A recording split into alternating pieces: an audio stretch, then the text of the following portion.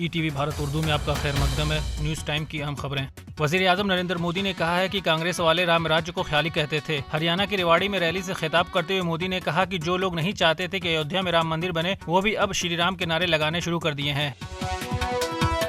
Congress party की bank खातों को मुंजमद करने की खबर आने के बाद उन्हें दोबारा बहाल कर दिया गया है। इससे कबल कांग्रेस ने एक प्रेस कॉन्फ्रेंस में दावा किया था कि पार्टी के तमाम अकाउंट्स मुंजमद कर दिए गए हैं।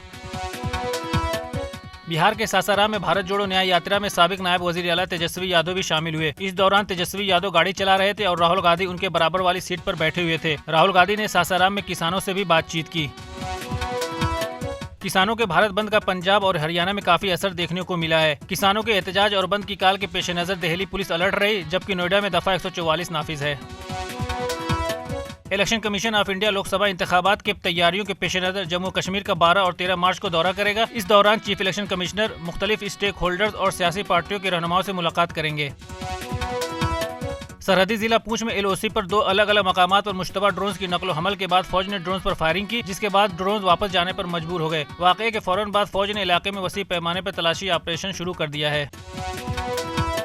इसराइली फौज ने जुमरात को जनूबी गजा के मरकजी अस्पताल अन-नस्र पर धावा बोल दिया, जिसके नतीजे में कम्प्लेक्स के अंदर एक मरीज जाँ बहक और 6 दीगर जख्मी हो गए। गजा में अब तक 28,473 फिलिस्तीनी जाँ बहक हो चुके हैं।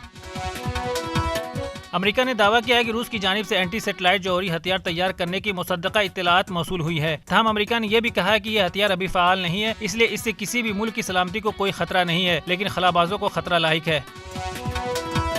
यूनान की पार्लियामेंट ने हमजिन्स परस्तों की शादी को मंजूरी दे दी है। पार्लियामेंट में मौजूद 245 में से 176 अरकान ने इस बिल के हक में वोट दिया। भारत इंग्लैंड के दरमियान खेले जा रहे तीसरे टेस्ट मैच के दूसरे दिन के अख्तिताम पर इंग्लैंड ने 2 विकेट पर 207 रन बना लिए हैं। भारत की पहली इनिंग 445 रन पर सिमट गई थी। भारतीय टीम के off spinner Ravichandran Ashwin test cricket में 500 विकेट लेने वाले 200 भारतीय खिलाड़ी बन गए हैं, जबकि आलमी क्रिकेट में ऐसा कारनामा अंजाम देने वाले 9वें गेंदबाज बन गए हैं। खबरों की ताज़ा अपडेट्स के लिए लॉगिन करें www.etvbharat.com।